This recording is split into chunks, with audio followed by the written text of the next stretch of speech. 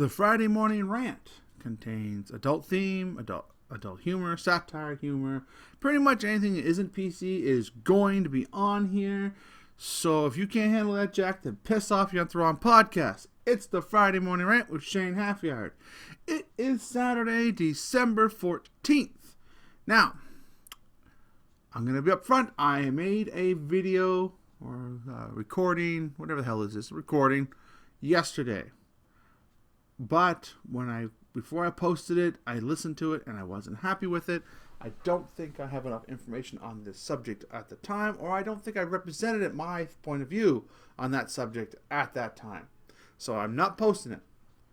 I did have the draws for November's winners and December's winner yesterday. I'm just going to tell you the results. I'm not going to redo the draw because I've already contacted the winners. So that's done. For November's draw, the $25 gift card of their choice, it was Kobe K. All right.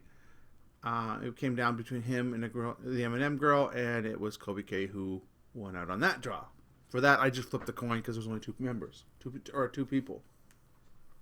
For the grand prize of a $100 gift card of their choice, I had a raffle bag. I had all the names put in the raffle, and let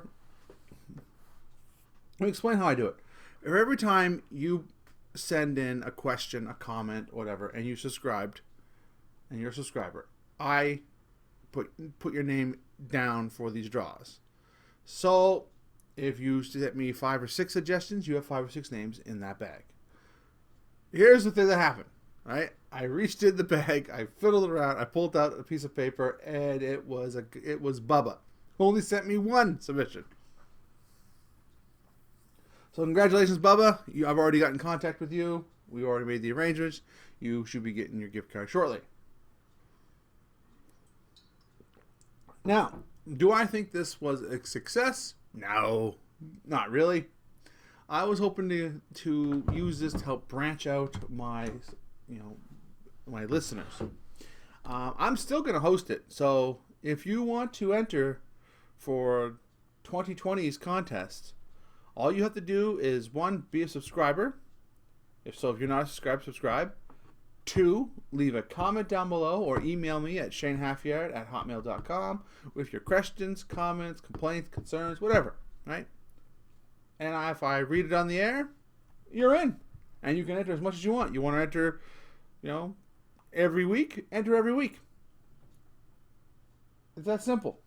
So good luck to everybody for the 2020 contest. And congratulations to Bubba, this year's grand prize winner. Pardon me. So, last Saturday, my wife and I did all our Christmas shopping. That's what we do. We'll buy online for things, but then on Saturday we would once a year we go off and do the rest of it. And she's a very understanding woman because I am a very heavy set man. Okay. And my back gets sore easily. So when we're at the clothing stores, I sit down, she goes in, she picks up the clothing for whoever we're buying the clothing for, and that makes things a lot easier. So that was, pretty awesome. Except for the time she ditched me. We were outside a store called Ardene's. I had just bought a vitamin water, which, by the way, do not buy vitamin water. It's shit. Alright, what it is it's flavored water, but mine had 32 grams of sugar in it. That is not healthy. Soda, some sodas have that much. Or that little. So sodas usually have more, but it's close to the amount of a can of soda. That is crazy. But it was the only thing I could find. I couldn't find, at the Toys R Us cooler, it was cleaned right out. The only thing I could find was vitamin water, so I grabbed that. So I go, honey, can I sit down and drink this and then we'll get going? She was sure. I sit down. She bolts for Ardene's. I'm like, oh, shit, I'm here for a while. So let me sit there for half an hour. Yeah, you can sit down. Then she just spreads. Well, but we had a fun time. I enjoy going out with her. It's it's a nice time when you can spend some one-on-one time together. We get the shopping done, and and we joke and laugh, and that's it. We had a good time. I hope everybody else is getting ready for Christmas or their holiday of their choice or religion. I don't. Here's one thing. Before I get into the main topic of my of what's on my mind, there are people that get offended by Christmas decorations, i.e., Santa, Christmas trees, those scenes where they have the the manger, and Mary and all that stuff, and they get offended and upset over that, and because it's in a public place, like if it's at an airport, a mall, or whatever, and they lose their fucking shit. And I don't understand why. Okay? This is not something that's being crammed down your throat. This is the holiday season. Now, could they maybe possibly have some sort of Jewish mural for Hanukkah? Yes, I'm sure they could, and I think they should. But say hypothetically it's a small time store. Say it's a mom and pop shop. And the guy loves Christmas, and he decorates his store for Christmas. You shouldn't ban him for that. Or if he says Merry Christmas instead of Happy Holidays. That's not a bad thing, all right? That is just wishing you well, and, I'm an atheist. I don't believe in God whatsoever, okay? I don't believe in God. I don't believe in the devil. I don't believe in angels. I don't have any set religious code or creed, okay? Now, when people tell me Merry Christmas or God bless you or any of those things, or even someone said Happy Hanukkah to me, or gave me a blessing in Hebrew, I do not take offense to this, okay? Because in the end, in the very end, what this boils down to is someone is wishing me well, okay? So someone shakes my hand and says, God bless you, Shane, go with God, or may God be with you. I don't get all upset, offended, annoyed, because in the end, they're just saying, good luck. Have a good day. May your life be blessed. What is wrong with that? Right? That's just their way of saying that. There is literally nothing wrong with that. They're not trying to drag me to the nearest synagogue or the nearest church and, douse me in some sort of holy water or oils and anoint me as one of their new guys, okay? They're not. In fact, I grew up with this wonderful woman, and she was, I think she was Catholic or Christian. I always get the two mixed up. But anyway, she was really into God. Like, she loved God, right? But she was like my second mother, and she was a wonderful woman, okay? And I cherished every time we were talking and together. She was my best friend's mom, and I absolutely loved her, okay? There were times my home life wasn't all that great, so I would go over there, and I would feel welcomed, loved, and respected. So, when she would say, God be with you, I was just like, thank you. Because, what am I going to say to her? I'm not going to go, no, bitch, I don't like that. Never in life would I talk to her that way. She was an amazing woman. She passed a few years ago. And unfortunately, me and my friend at the time, we had some sort of falling out, shortly after I was his best man at his wedding. So he didn't deem it necessary to tell me that this woman that this woman who I loved and adored passed away. So I'm kind of pissed off at him for that. In fact, I might actually punch him in the dick if I ever see him for that. So, yeah. So if you're listening, pal, approach me with caution. I'm still mad at you. But anyway, enough of that. I got a letter from a man who is dealing with the court systems, okay? and I'm just going to call him Gary. And he asked, do I find that the court systems for custody and divorce are one-sided towards women? And what do I feel could be done about that? Well, I'm going to answer with I felt that way when I had to deal with the court systems and the legal systems over 20 years ago. I don't know how it is now.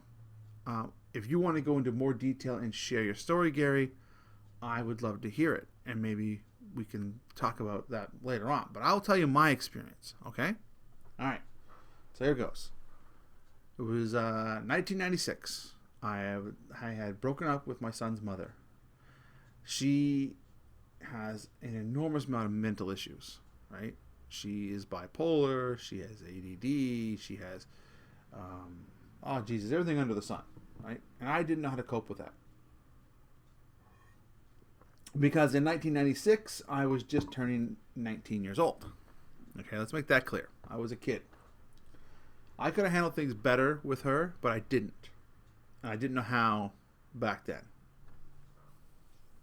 Well, a few months go by, and it took me a while to want to see my son Marcellus. This is where, and if I'm going to tell it, I'm going to tell it like it is and tell it truthfully. I was mad that Marcellus was in this world. Because you see, his mother stopped taking the pill and didn't tell me. So I felt tricked and betrayed and angry, and I was taking it out on him. And how I was taking it on him was I wasn't seeing him. And then one day, I went over to my parents' place. They were looking after him. My mom goes, I need to go to the store for a few minutes. Can you look after Marcellus? And I said, yeah, I'll look after him. Because what can you say? And he got hungry. He was crying. So I picked him up, popped the bottle in his mouth, and I'm holding him. And I was watching him. Right? And he drank all the bottle, and then he burped, and then he fell asleep in my arms, and that was it. I was done. I was like, you know what? This ain't your fault. You and I are freaking in this. So from that point on, I was actually insistent on getting him every weekend. In the beginning, because I wasn't used to being with him all night, I would just have him for the day, right? And then eventually I'd get him for the night. And my ex wanted full custody of him, like go with the courts. Her boyfriend at the time told her that it would be a lot easier if they just took off. Just disappear with him, and then she can get custody wherever she's at, and I wouldn't be able to contend it. Right? And she went, yeah, sure, great, we'll do this. So one day my mother went to go pick up my son. And then she called me, she goes, they took him. The apartment is completely empty, and they're gone. Right? So then I called the cops. I said, I think my kid's been kidnapped by her mom. By his mom. And the police officer said, well, that's not kidnapping. She just left the city. I said, but without telling me, I'm the father. Don't I have any rights? Don't I have a say? Don't I have anything that... No, sir, you don't. She if she wishes to leave the city, she can. She doesn't need to consult you about this. Really? I have no legal course here? Well, when you find out where she is, you can take her to family court to get your rights established, but that's all you can do. And I always got the sneaking suspicion that if I had done that if I had taken Marcellus and we had taken off and just disappeared, I wanted to bet every cop in the country would be looking for me and trying to crawl up my ass. All right, that's just the way I felt about it, okay? I have no proof, just my feeling. So anyway, she called me up to gloat. She says, yeah, we took off. Nothing you can do about it now. I can do whatever I want, blah, blah, blah, right? Well, after about 3 months, she called me up again, and she said, so Shane, things are going so bad here. She goes, I'm just, you know what? If you take me back, I'll bring back your son. And I went, no, I'm not taking you back, ever. But you're still going to bring back my son. And my mom was pissed. She was like, why didn't you lie? And then you could say, no, I'm not taking you back. And I said, because it wouldn't do anything. She would find a way to take off again.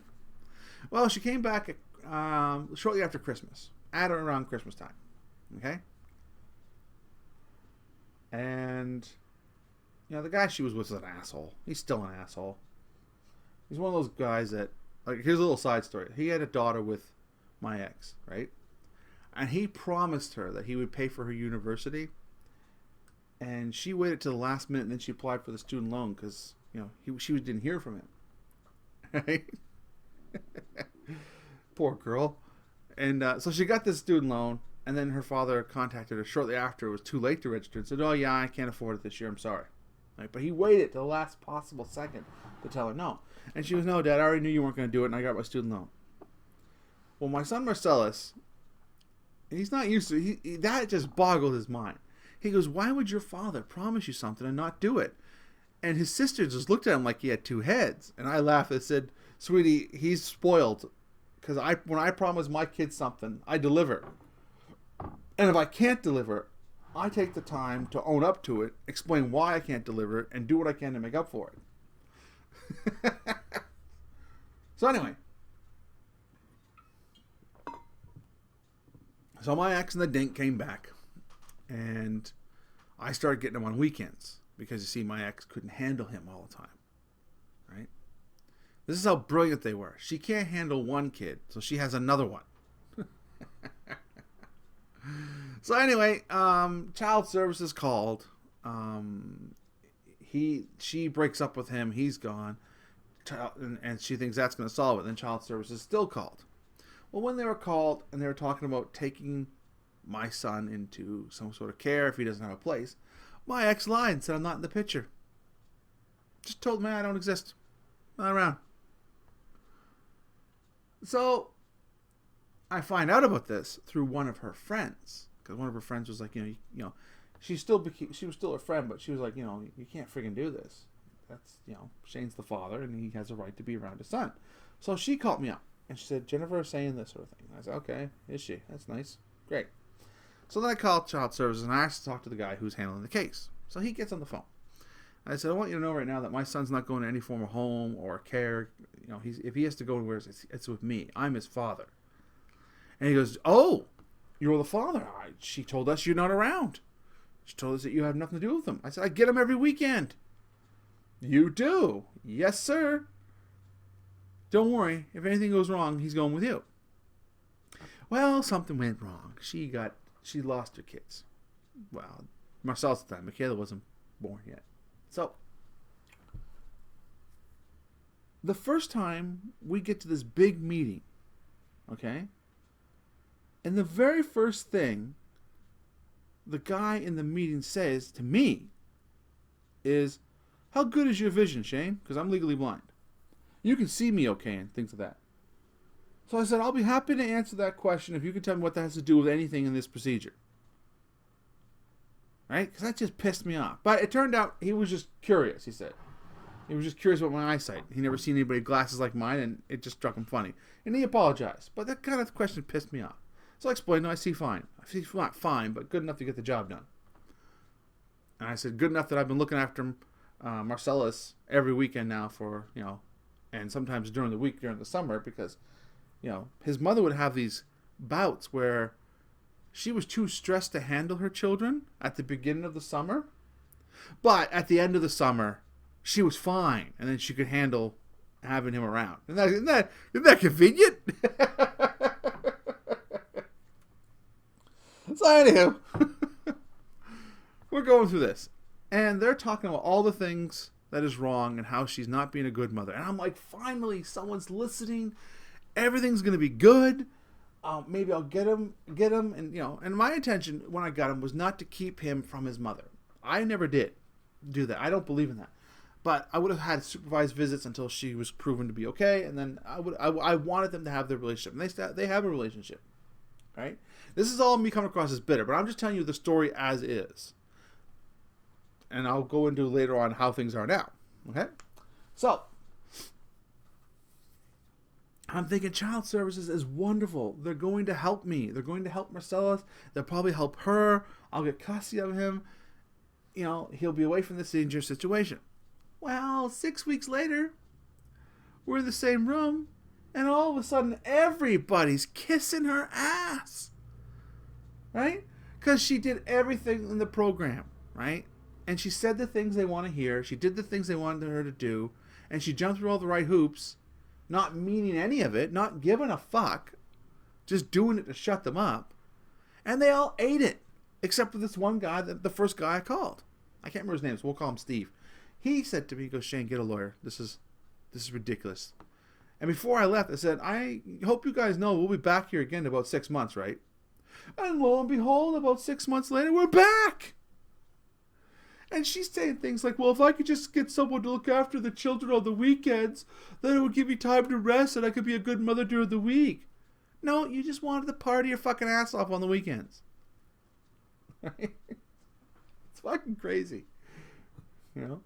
And, you know, this is where the part where I say, if you're having kids, okay, if you have kids, no matter what age you are, you're done partying on the weekends. It's time to grow the fuck up and raise your kids. Right? And you can't say, well, because I had them young. That's the way I am. Fuck you. My son was born when I was 18. Do you think I went out partying on the weekends? No, every weekend I spent with him. I went on the occasional date here and there on a Sunday night. Sunday night's a weird time to have a date, but that's what I did. That was when he was back with his mom. But Jesus, grow up. Once you have a kid, you're not going to date the same way. You got to find someone that's understanding to that. So anyway, so this shit went on back and forth, back and forth. We went to court twice. Oh, we went to court 3 times. But the first 2 times we went, the judge just pretty much just sided with her and praised her and thought she was great and the sun shone out of her ass. And I was like, are you fucking kidding me? Literally, we got all these reports. People are calling in. Like, no one I knew called in on her. These are all her neighbors calling in and saying how abusive she is and how nasty she is. Right? And how she needs help. Blah, blah, blah. And I'm just sitting there going, wow, this is such a one-sided system. And then, okay, this is where things got better. Jennifer, my ex, I don't know if it was due to therapy or whatever. I don't know what she was doing to get well at this point in time. But some sort of epiphany hit her.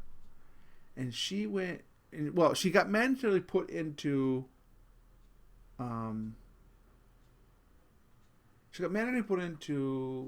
the psych ward. So I got Marcellus for that length of time, right, while she was there. But when she got out, she realized that she is not fit right now, right? So then she said to me, we went to court to make the arrangements. We had to go in front of a judge for her to give me custody of my son. But before we went to court to get that all done, she took me aside. She goes, I just want you to promise me a couple things, because she knows that I'm a man of my word. And I said, well, what are they? She goes, 1, never stop him from seeing me. I said, and then she said, and 2, don't come to me for child support. I'm on disability. I'll never have money. And I said to her, well, I can't guarantee the first one. I can promise that as long as you are safe and he's safe to be around you, that I'll never stop you from seeing him. And she goes, that's fair enough. And she understood what I meant, right? And then I said to her, and as for the not custody thing, that's not a problem. I won't go free for custody. No worries there. I promise. And she went in, and she had no problem. She was going to sign all the papers, give me full custody and all the rights to Marcellus. Well, as we're talking about this, the judge looks at her and says, are you sure you want to do this? Because if you don't want to do this, it's okay. You can change your mind right now. You don't have to give up your kid. And I wanted to walk up and punch that old bitch in the face. Because she's just basically saying, are you sure? Because this guy's an idiot. Men can't raise children. And, thankfully, Jennifer said, no, this needs to be done. We're doing this. All right? So we did. And I got him. Now, I tried to get his other two sisters, but my ex, Jennifer, just said no. Right? One went up for adoption, and the other one went with her father. Right? But I tried to get, especially the one that went up for adoption. But it didn't happen. I don't know why my ex decided not to do that. Because I was willing to raise this one because it was Marcellus' sister, and she was innocent. But it turned out for the best for her anyway. That girl got adopted by a wonderful woman and has a great life. So, in my opinion, back in the 90s, early 2000s, yes, it was completely one-sided. And I doubt that it has changed much. Some of these laws that are in place to protect women and children, they were put there a long time ago, okay? And those laws haven't changed as society has changed, right? Like, as we as people have grown and evolved, these laws have not.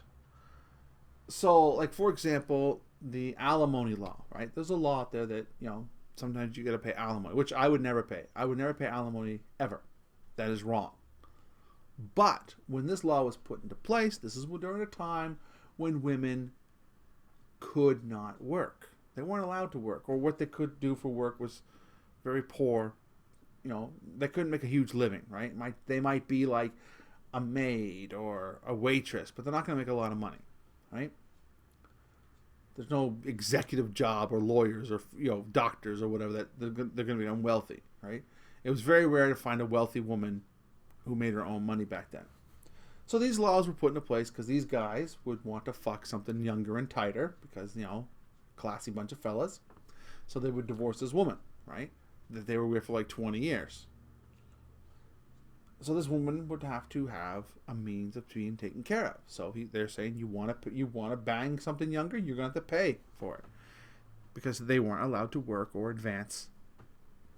So of course they need to be taken care of. So that's where that law came in. Same as children going always with the mother. There was this arcane belief that children should only be raised by their mother while the men work. So therefore, men shouldn't get custody of their kids. It's a whole lot easier for women to get custody than it is men because of these arcane laws in place. Now, I did some research, and it turns out there are a lot of feminist groups out there that are rallying to keep these laws in place.